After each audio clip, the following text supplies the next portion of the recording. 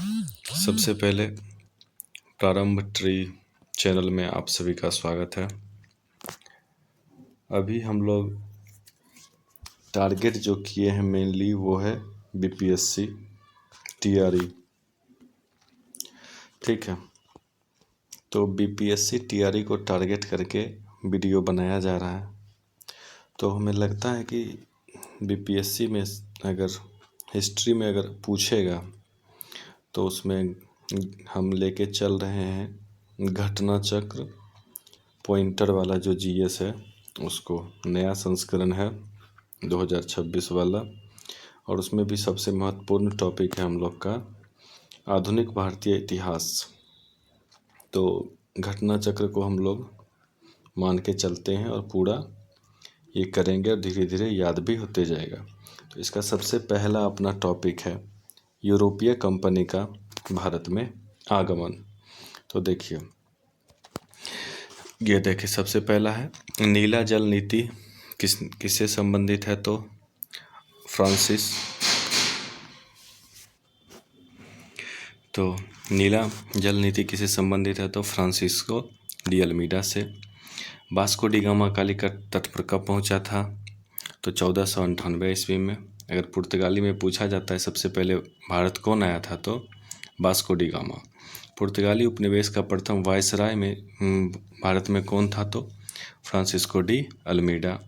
Vasco D gamma जब भारत आया था तो सबसे पहले वो भारत आया कहाँ था, तो आया था अपना कालीकट केरल में। कहाँ पे आया था Vasco D gamma, Calicut Kerala. और वहाँ के राजा थे जमोरिन, जिन्होंने उनका क्या किया था, स्वागत किया था। अब देखिए समुद्री यात्री और देश का मिलान देख लेते हैं। वास्को डी गामा कहाँ का था, तो पुर्तगाल का। क्रिस्टोफर कोलंबस कहाँ का था, इटली का। कैप्टन कुक कहाँ का था, तो ग्रेट ब्रिटेन का। तस्मान कहाँ का था, हॉलैंड का। और दूसरा सूची देखते हैं, एक में है खोजकर्ता, दूसरा में है जन्म स्थान। जैसे क्रिस्टोफर कोलंबस कहाँ के थे, Italy. Jacques Cartier France. Sir Francis Drake United Kingdom. Ferdinand Magellan पुर्तगाल। देखिए भारत में पुर्तगाली शक्ति का वास्तविक संस्थापक अगर माना जाता है तो अल्बुकर्क को। पुर्तगालियों में भारत में प्रथम दुर्ग का निर्माण किया था, कहाँ पे किया था, तो कोचिन में। मध्यकाल में सर्वप्रथम भारत में व्यापार संबंध स्थापित करने वाले थे पुर्तगाली। भारत में प्रथमता समुद्रिक व्यापारिक केंद्र स्थापित किया था, तो सबसे पहले कौन किया था, तो पुर्तगाली ने। बंगाल की बांदेल, चिंसूड़ा, हुगली और श्रीरामपुर फैक्ट्रियों में से जो डच द्वारा स्थापित किया गया था, तो वो कौन सा है, तो हुगली और चिंसूड़ा। पांडिचेरी के संदर्भ में सही कथन। पांडिचेरी पर कब्जा करने वाली पहली यूरोपीय शक्ति थी पुर्तगाली। मतलब पांडिचेरी पे सबसे पहले कब्जा कौन किया था, तो पुर्तगाली ने किया था। हुगली को बंगाल की खाड़ी में समुद्री लूटपाट के लिए अड्डा कौन बनाया था, तो पुर्तगाली। कलकत्ता का संस्थापक कौन थे, तो जॉब चार्नक। ठीक है, आगे देखते हैं हम लोग। ये देखिए भारत में यूरोपीय शक्ति के प्रवेश के संदर्भ में सही कथन है। अंग्रेजों ने अपना पहला कारखाना दक्षिण भारत में मछलीपट्टनम में लगाया। पूर्वी भारत में अंग्रेजी कंपनी ने 1633 ईस्वी में उड़ीसा में पहला कारखाना लगाया। डुप्ले के नेतृत्व में फ्रांसीसियों ने 1764 डुप्ले के नेतृत्व में कब लगाया था, तो 1746 में मद्रास में कब्जा किया था, मद्रास पर कब्जा किया था। भारत के साथ व्यापार के लिए सर्वप्रथम संयुक्त पूंजी कंपनी आरंभ करने वाले कौन थे, तो डच थे। सही कथन, तो देखिए सही कथन देखते हैं, सही कथन क्या क्या है। डच ने पुर्तगाली को पराजित किया और आधुनिक कोची में उन्होंने फोर्ट विलियम का क्या किया था, निर्माण किया। भारत में ईस्ट इंडिया कंपनी की सफलता का राज था भारत में राष्ट्रीय भावना की कमी। अब देखिए जितने भी ईस्ट इंडिया कंपनी आए, ठीक है, उनमें सबसे बड़ा सफलता का राज क्या था, मतलब वो सफल क्यों हो जा रहे थे, तो पहला था भारत में राष्ट्रीय भावना की कमी। मतलब भारत के लोगों में राष्ट्रीय भावना की क्या थी, कमी थी। कंपनी की सेना को पश्चिमी प्रशिक्षण मिला था और उनके पास आधुनिक हथियार थे। यहाँ के जो भी आदमी थे उन सब तलवार भाला यही सब से लड़ाई कर रहे थे, लेकिन वो लोग जो आ रहे थे बाहर से उन लोग के पास क्या था, आधुनिक हथियार था। भारतीय सैनिकों में राष्ट्रीय भावना का अभाव था, जिनके फलस्वरूप कोई भी उन्हें अच्छा वेतन दे उनकी सेवा में क्या करते थे, लग जाते थे। इसी सब के कारण क्या हुआ, ईस्ट इंडिया कंपनी या पश्चिमी से जो भी आया वो सब क्या हुआ, सफल हो रहा था भारत में। ब्रिटिश कंपनियों में भारत में व्यापार करने वाला पहला अधिकार पत्र प्राप्त हुआ तो सबसे पहले हुआ था लिवेंट कंपनी को, लेकिन लिवेंट कंपनी से क्या हुआ, अच्छा सा व्यापार नहीं चल पाया। उसके बाद आया था कौन, अपना east India company. East India company कहाँ वाला, तो सबसे ज़्यादा सफल हो पाया ब्रिटिश वाला, ब्रिटिशर्स जिनको हम जानते हैं। लंदन में ब्रिटिश ईस्ट इंडिया कंपनी के गठन के समय भारत का बादशाह कौन था, तो अकबर था। लंदन में जब ईस्ट इंडिया कंपनी बन रहा था तो उस समय यहाँ के कौन थे, राजा अकबर। वह मुगल सम्राट जिनके शासनकाल में इंग्लिश ईस्ट इंडिया कंपनी ने अब भारत में सर्वप्रथम कारखाना स्थापित किया। तो किनके समय में सबसे पहले कारखाना स्थापित किया, तो जहांगीर के। सूरत, सतारा, बॉम्बे, पणजी में से ईस्ट इंडिया कंपनी की प्रारंभिक वेस्टर्न प्रेसिडेंसी थी। सबसे पहले कहाँ थी, तो सूरत में थी। भारत में 1613 ईस्वी में अंग्रेजों ने अपनी पहली फैक्ट्री स्थापित की थी। कहाँ की थी, तो सूरत में। कब किया था, तो 1613 में। ठीक है। 17वीं शताब्दी में के पहले चतुर्थांश, मतलब 17वीं शताब्दी का मतलब ये हुआ कि 1600 ईस्वी में, और उनके पहले चतुर्थार्थ का मतलब हुआ कि जैसे 100 का होता है 25, उसका चतुर्थार्थ तो 1625 ईस्वी तक ईस्ट इंडिया कंपनी ने अपने कारखाना स्थापित कर लिए थे। तो 1625 तक कहाँ कहाँ किया था, तो सूरत, भरूच, बुरहानपुर, अहमदाबाद और आगरा में। वह अंग्रेजी अधिकारी जिसने पुर्तगालियों को सव्वापल्ली के स्थान पर हराया था। देखिए, अब वहाँ से जो भी आए अंग्रेजी अधिकारी, यहाँ कम बात हो रहा है ईस्ट इंडिया कंपनी का, ब्रिटिश वाला, और वो पुर्तगाली के बीच क्या हुआ, लड़ाई होने लगा। तो वो कौन अंग्रेजी अधिकारी था, तो थॉमस वेस्ट ने। अब देख, यूरोपीय कंपनी में से सूरत में सर्वप्रथम अपना कारखाना स्थापित किया। कौन किया था, तो अंग्रेज ने। ईस्ट इंडिया कंपनी के प्रारंभिक दौर में वेस्टर्न प्रेसिडेंसी थी। वेस्टर्न प्रेसिडेंसी कहाँ थी, सूरत में। सूरत में इसलिए था क्योंकि सूरत जो है क्या है, इंडिया का इस साइड में है। मतलब अगर ये है अपना ईस्ट, ये क्या है वेस्ट, तो इंडिया गुजरात में है यहाँ पे। तो सूरत में क्या करते थे, सब स्थापित करते थे और यहाँ से अपना पोर्ट लेके आते थे, जहाज़ लेके, और यहीं से व्यापार करके जाते थे। तो ईस्ट इंडिया कंपनी का प्रारंभिक कौन सा था, वेस्टर्न प्रेसिडेंसी। वेस्टर्न प्रेसिडेंसी मतलब वेस्ट में, सूरत में। अब देखिए आगे क्या है। ब्रिटिश ईस्ट इंडिया कंपनी ने बम्बई लिया था। तो बम्बई लिया किससे था, तो पुर्तगाली से। अवध के नवाब सादत अली ने प्रयागराज इलाहाबाद का किला अंग्रेजों को सौंपा था। कब सौंपा था, तो 1798 ईस्वी में। ईस्ट इंडिया कंपनी का गवर्नर, जिसे औरंगजेब द्वारा भारत से निष्कासित किया गया था, sir John child. Sir John child ये पहले गवर्नर थे अंग्रेजी के, जिसको क्या किया था, औरंगजेब भारत से निष्कासित कर दिया था, मतलब बाहर कर दिया था। तो उनका नाम क्या था, तो सर जॉन चाइल्ड। प्रथम कर्नाटक युद्ध का तत्कालीन कारक क्या था। देखिए, प्रथम कर्नाटक युद्ध, अंग्रेज द्वारा फ्रांसीसी जहाज का अधिग्रहण। अंग्रेज क्या किया था, फ्रांसीसी जहाज का अधिग्रहण कर लिया गया था। कर्नाटक युद्ध लड़ा गया किसके किसके बीच लड़ा गया था, तो अंग्रेज और फ्रांसीसी के बीच में लड़ा गया था। अब सही हम लोग सुमेलित करते हैं कौन कौन से। प्रथम कर्नाटक युद्ध तो एक्स ला चैपल की संधि से अंत हुआ। एक्स ला चैपल की संधि से अंत हुआ प्रथम कर्नाटक युद्ध। द्वितीय कर्नाटक युद्ध और निर्णायक युद्ध रहा, मतलब इसमें कोई निर्णय नहीं हुआ। तृतीय कर्नाटक युद्ध पेरिस की संधि के साथ अंत हुआ। प्रथम मैसूर युद्ध, जिसमें क्या हुआ, ब्रिटिशर्स की हार हुई थी। अब देखिए, कर्नाटक का प्रथम युद्ध कब हुआ, 1746 से 1748। कर्नाटक का द्वितीय युद्ध कब हुआ, 1749 से 1754। कर्नाटक का तृतीय युद्ध कब हुआ, 1758 से 1763। प्रथम यूरोपियन व्यक्ति जिसने भू क्षेत्र अर्जित करने के उद्देश्य से भारतीय राजाओं के झगड़ा में भाग लेने की नीति आरंभ की, तो कौन था वो, डुप्ले। ठीक है, कौन था वो, डुप्ले। भारत में फ्रांसीसी ने अपना सबसे पहला कारखाना स्थापित किया? तो कहाँ किया था? सूरत में। हम आपको बता चुके हैं, सूरत में इसलिए स्थापित करते थे क्योंकि सूरत से ही उन लोग का बोट आता था, नाव आता था, वहाँ से सामान लेके जाते थे और सामान लेके आते थे। फ्रांसीसी ईस्ट इंडिया कंपनी स्थापित हुई थी, कब हुई थी? तो लुई 14वें के शासनकाल में। ठीक है, फ्रांसीसी ईस्ट इंडिया कंपनी की स्थापित हुई थी लुई 14वें के शासनकाल में। भारत में फ्रांसीसी कंपनी के संस्थापक माने जाते हैं कोलबर्ट को। बंगाल में डचों द्वारा स्थापित किया हुआ कारखाना कहाँ कहाँ है? तो हुगली और चिंसुड़ा में। डच ईस्ट इंडिया कंपनी ने पटना में अपना फैक्ट्री स्थापित की थी, तो ये कब स्थापित किया था? तो 1632 ईस्वी में। डच कारखाना देख लेते हैं कब कब हुआ था। देखिए, बिमलीपट्टनम में हुआ 1641, कराईकल में हुआ 1645, कोचीन में हुआ 1663, चिंसुड़ा में हुआ 1653।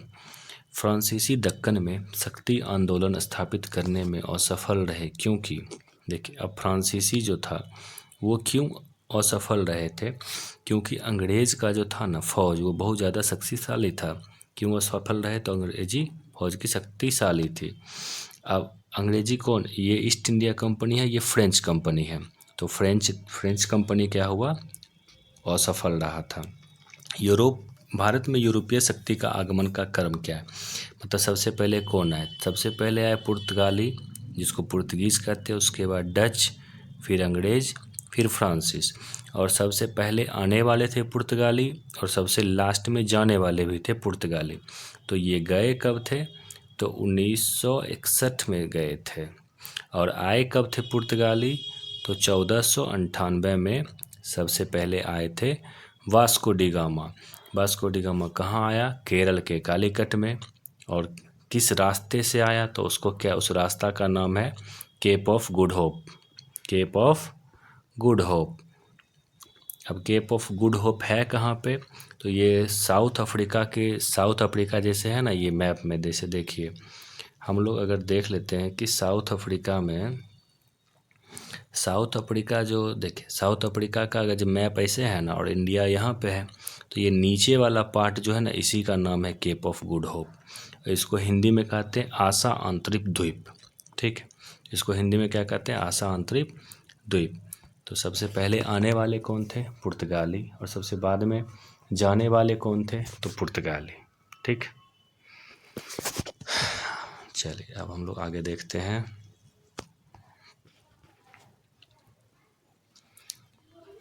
देखिए, सही सुमेल करना है। गोवा में कौन आया? पांडिचेरी में आए फ्रेंच, गोवा में पुर्तगाली, ट्रोन केबर में आए डेनिस और सद्रास में आए डच। ठीक, बहुत बड़ा एग्जाम में पूछा भी जाता है। यूरोपीय वासियों का सर्वोत्तम सोरा और अफीम प्राप्त होता था। तो कहाँ से अफीम प्राप्त होता था? बिहार से। ठीक है, भारत, चीन और इंग्लैंड के बीच त्रिकोणीय व्यापार का मुख्य आर्थिक आधार था। तो क्या था? अफीम का, चाय का और कपड़ा का। भारत में डचों द्वारा स्थापित प्रमुख व्यापारिक नगरें कौन कौन थी? नागपट्टनम, चिंसुड़ा, मछलीपट्टनम, सूरत, भरूच, आगरा, कोचिन, अहमदाबाद तथा पटना। यूरोपीय में से स्वतंत्रता पूर्व भारत में व्यापारी के रूप में सबसे अंत में आए थे कौन? फ्रांसीसी आए थे, फ्रेंच आए थे। कंपनी एक असंगति है, परंतु यह उस व्यवस्था का भाग है जहां सब कुछ असंगत है। ईस्ट इंडिया कंपनी के बारे में यह टिप्पणी किसने की थी? तो जेबी मैकाले। ठीक, एक्स-ला-सापेल 1748 की संधि के संदर्भ में सत्य कथन है। इसने अंग्रेजों को मद्रास पुनः प्राप्त हुआ। एक्सला-सालेप हम लोग अभी थोड़ा देर पहले पढ़े थे। देखिए, यहाँ पे पढ़े थे एक्सला-सालेप का संधि, जो प्रथम कर्नाटक युद्ध के बारे में हुआ था। तो इससे क्या हुआ? इससे अंग्रेज को मद्रास क्या हुआ? पुनः मिल गया था। ठीक है, भारत में अंग्रेज की सफलता तथा फ्रांसीसी की असफलता के कारण है। अंग्रेज काहे सफल हुआ, फ्रांसीसी काहे नहीं सफल हुआ? उसका है, अंग्रेज को बंगाल विजय से अपार धन मिला। अंग्रेज जब बंगाल विजय हुआ, अंग्रेज सबसे पहले जीता अपना कब था, तो 1757 में प्लासी का युद्ध में हुआ। प्लासी का युद्ध में जीत गया था रॉबर्ट क्लाइव। उसके बाद जब तो ठीक है, तो हम लोग को पता चल गया कि अंग्रेज का सफलता का कारण क्या था। पहला था बंगाल से अपार धन मिला, जनशक्ति का मिलना, और अंग्रेज का क्या था, बेहतर नौसैनिक ताकत था। अंग्रेज के पास क्या था, बेहतर नौसैनिक ताकत था। पहला टॉपिक हम लोग का ख़त्म हो चुका है। अब दूसरा टॉपिक है ईस्ट इंडिया कंपनी और बंगाल के नवाब। ठीक है, अब देखिए मुगल सम्राट द्वारा नियुक्त बंगाल का अंतिम नवाब कौन था, मुर्शिद कुली खान। वह युद्ध जिसने भारत में ब्रिटिश प्रभुत्व का आरंभ किया। प्लासी का युद्ध अभी तुरंत बताए थे। प्लासी का युद्ध कब हुआ था, तो 1757 ईस्वी में हुआ था। Sirajuddaulah Robert Clive, Lord Clive दिया, इसका नाम रॉबर्ट क्लाइव था, द्वारा परास्त हुआ था। कौन से युद्ध में हुआ था, प्लासी के युद्ध में। भारतवर्ष में ब्रिटिश साम्राज्य का संस्थापक कौन था, तो Lord Robert Clive. Albuquerque, Robert Clive, Francis Dupleix तथा लॉर्ड कॉर्नवालिस में से जिसे स्वर्ग से उत्पन्न सेना नायक कहा गया। स्वर्ग से उत्पन्न सेना नायक किसे कहा गया था, तो रॉबर्ट क्लाइव को। कहा कि रॉबर्ट क्लाइव जो था वो अंग्रेजी ईस्ट इंडिया कंपनी का संस्थापक भी बोल सकते हैं, और यही था प्लासी युद्ध जो इसके कारण जीता था। प्लासी के युद्ध के दौरान प्लासी का युद्ध मैदान अवस्थित है, कहाँ पे है, पश्चिम बंगाल में। प्लासी का युद्ध लड़ा गया था कब, 1757 ईस्वी में। बंगाल का वह नवाब जिसने अपनी राजधानी मुर्शिदाबाद से मुंगेर स्थानांतरित की थी, मीर कासिम। मीर कासिम इसलिए मुंगेर बिहार में पड़ता है, मुंगेर स्थानांतरित किया था क्योंकि डर से, ताकि मतलब वहाँ पे अंग्रेज इसको बहुत परेशान करते थे, तो इसलिए क्या किया था, ये मीर कासिम स्थानांतरित कर लिया था। ठीक, अब देखिए सबसे अधिक निर्णायक युद्ध जिसमें अंग्रेज के भारत में प्रभुत्व को स्थापित किया था, बक्सर का युद्ध 1764। बक्सर का युद्ध कब हुआ, 1764। बक्सर का युद्ध के समय दिल्ली का शासक कौन था, तो शाह आलम द्वितीय। बक्सर की लड़ाई किसमें, बंगाल का नवाब कौन था, मीर जाफर। ठीक है, इंग्लैंड की ईस्ट इंडिया कंपनी की भारत में प्रथम निर्णायक सैन्य सफलता मानी जाती है, तो बक्सर का युद्ध। बक्सर की लड़ाई के बाद जिस संधि पर हस्ताक्षर किया गया था वह कौन सी संधि है, इलाहाबाद की संधि। ईस्ट इंडिया कंपनी को दीवान प्राप्त हुई थी किससे, शाह आलम द्वितीय से। 1765 ईस्वी में ईस्ट इंडिया कंपनी को बंगाल की दीवानी प्रदान की, किसने की थी, मुगल सम्राट ने। कौन किया था, शाह आलम द्वितीय। वह गवर्नर जिसके कार्यकाल में ईस्ट इंडिया कंपनी को शाह आलम द्वारा भी बंगाल, बिहार और उड़ीसा की दीवानी प्राप्त हुई थी, लॉर्ड क्लाइव के बारे में। रॉबर्ट क्लाइव इसी को बोलते हैं, लॉर्ड क्लाइव। सम्राट शाह आलम द्वितीय ने ईस्ट इंडिया कंपनी को बंगाल, बिहार तथा उड़ीसा की दीवानी प्राप्त की थी। कब किया था, तो 12 अगस्त 1765 ईस्वी को। इलाहाबाद की संधि के बाद रॉबर्ट क्लाइव ने मुर्शिदाबाद का उप दीवान नियुक्त किया था। किसको किया था, रॉबर्ट क्लाइव। देखिए अब यहाँ क्या हो रहा है, रॉबर्ट क्लाइव नियुक्त कर रहा है, और जितने भी राजा जिसको नियुक्त करता था वो सब इनके पपेट बन जाते थे। तो किसको क्या था, मोहम्मद रजा खां को। 1765 ईस्वी में दीवानी प्राप्त किए जाने के बाद ब्रिटिश सबसे पहले जिस पर्वतीय जनजाति के संपर्क में वो कौन थे, खासी। अवध सल्तनत में हिंदू नायाब वजीर के संदर्भ में सत्य है। राजा टिकायत राय, नवाब असफुद्दौला के अर्थ मंत्री थे। अवध के नवाब में राज्य की समानता क्या है, कतिपय हिंदू जातियों के लोगों का उच्च स्थान प्राप्त था। 18वें दशक में भारत में लड़ाए गए युद्धों का सही कालानुक्रम है। सबसे पहले हुआ अंबर युद्ध, प्लासी युद्ध, वांडीवास युद्ध, बक्सर युद्ध। वांडीवास का युद्ध कब हुआ था, तो 1760 ईस्वी में ब्रिटिश ने फ्रेंच को हराया था। किसके बीच हुआ, ब्रिटिश और फ्रेंच के बीच में, जिसमें ब्रिटिशर्स क्या किया था, फ्रेंच को हरा दिया। वह फ्रांसीसी सेनापति जो 1760 में वांडीवास युद्ध में पराजित हुआ, तो काउंट लाली। उसका नाम क्या था? काउंट लाली। अब सही युग्म देखते हैं। बक्सर का युद्ध किसके किसके हुआ था? मीर कासिम और ईस्ट इंडिया कंपनी के बीच। ईस्ट इंडिया कंपनी से और से थे अपना हेक्टर मोनरो। वांडीवास का युद्ध हुआ फ्रांसीसी विरुद्ध ईस्ट इंडिया कंपनी। चिलियांवाला का युद्ध हुआ था डलहौजी के विरुद्ध और सिख के विरुद्ध। खुर्दा का युद्ध हुआ था निजाम विरुद्ध मराठा। खुर्दा है अपना उड़ीसा में, ठीक है। खुर्दा का युद्ध हुआ था, ये 1817 में हुआ था खुर्दा का युद्ध, ठीक है। और उसमें कौन कौन थे? निजाम थे, मराठा था। ये देखिए, भारत में अंग्रेजों का सर्वाधिक विरोध करने वाला कौन था? तो सबसे ज़्यादा अंग्रेज का विरोध कौन किया था? तो मराठा ने किया था। अब देखिए, आगे का टॉपिक है हमारा, वो ख़त्म हो गया है। अब देखते हैं क्षेत्रीय राज पंजाब एवं मैसूर। क्षेत्रीय राज पंजाब एवं मैसूर, ठीक है। इसमें हम लोग देखते हैं दिल्ली, काबुल, मकराना तथा श्रीनगर में से रंजीत सिंह के राज में सम्मिलित था। महाराणा रंजीत सिंह के कौन राज में शामिल था? तो श्रीनगर। रंजीत सिंह संबंधित थे सुकरचकिया मिसल से।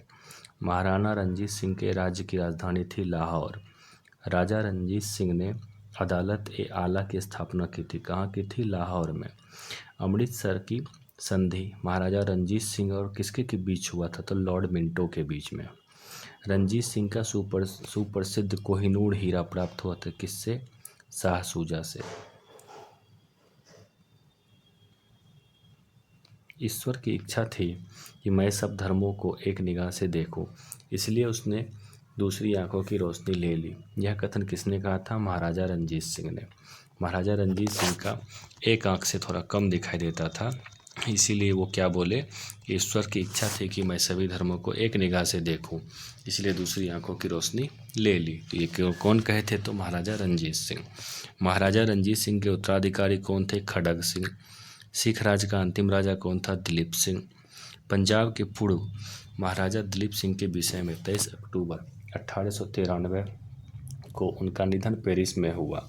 नासिक में उनकी अंत्योष्टि हुई। उन्होंने कभी भी सिख धर्म नहीं छोड़ा, वह कभी भी रूस नहीं गए थे। में से सही कथन कौन सा है? तो सही कथन है 23 अक्टूबर 1893 को इनका निधन पेरिस में हुआ था, ठीक है। किनका निधन हुआ था? तो महाराजा दिलीप सिंह का। पंजाब के विलय के पश्चात पंजाब का शासन करने के लिए 3 की परिषद के सदस्य थे। कौन कौन थे? सर हेनरी लॉरेंस अध्यक्ष थे, जॉन लॉरेंस और चार्ल्स ग्रेनविल मॉन्सेल। पंजाब के विलय के संबंध में सत्य कथन है। तो क्या सत्य कथन है, ये देख लेते हैं। 29 मार्च 1849 को गवर्नर जनरल की ओर से घोषणा हुई कि पंजाब राज्य समाप्त हो गया है। महाराजा दिलीप सिंह के सभी प्रदेश भारतीय ब्रिटिश साम्राज्य का हिस्सा बन गए। ये था क्या? पंजाब विलय। जब महाराजा दिलीप सिंह की मृत्यु हो गई, उसके बाद ये घोषणा कर दिया गया था। प्रथम आंग्ल मैसूर युद्ध विजय हुई थी हैदर अली। अब देखिए, अब यहाँ से अपना हैदर अली, टीपू सुल्तान, हैदर अली के बेटे का नाम था टीपू सुल्तान। तो प्रथम आंग्ल मैसूर युद्ध के विजय कौन हुआ था? हैदर अली। किसके किसके बीच लड़ा गया? तो हैदर अली और ईस्ट इंडिया कंपनी। 1755 के डिंगुल मैसूर में एक आधुनिक शस्त्रागार की स्थापना की थी। कौन किया था? तो हैदर अली। ब्रिटिश जनरल जिसने हैदर अली के फोर्टो नोवा के युद्ध में हराया, सर आयरकूट। टीपू सुल्तान ने अपनी राजधानी बनाई। कहाँ बनाई थी? श्रीरंगपट्टनम में। वह भारतीय शासक जिसने विदेशी को आधुनिक पद्धति से दूतावास स्थापित किए थे। कौन किए थे? तो टीपू सुल्तान, ठीक है।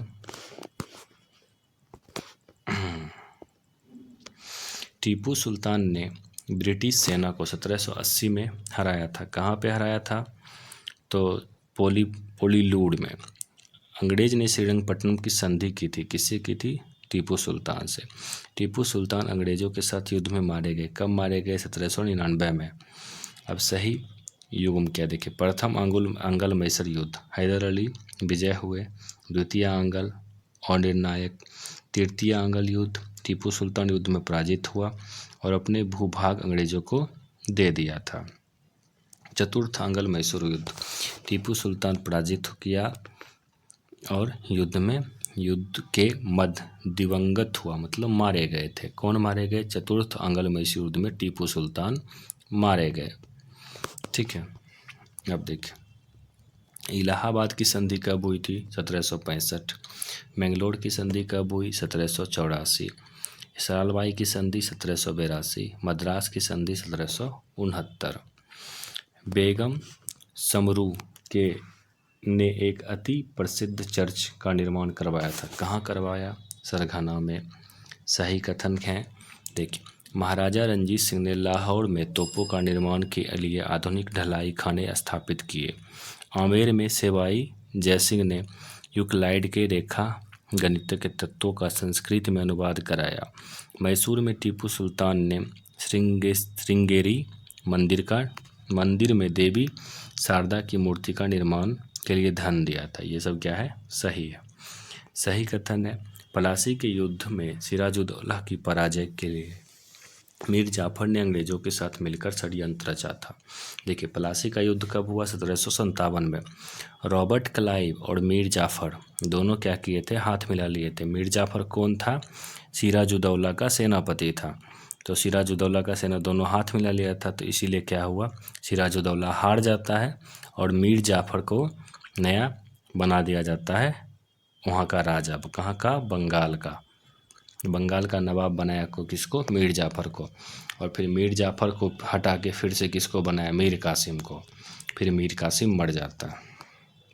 अंग्रेजी ईस्ट इंडिया कंपनी के कंट्रोल के खिलाफ बगावत नहीं की, मतलब कौन बगावत नहीं कर रहा था? तो हैदराबाद राज्य के निज़ाम ने। ये क्या किए? बगावत नहीं किए। आज के लिए बस इतना ही। आज का वीडियो उम्मीद करते हैं आप सभी को पसंद आया होगा।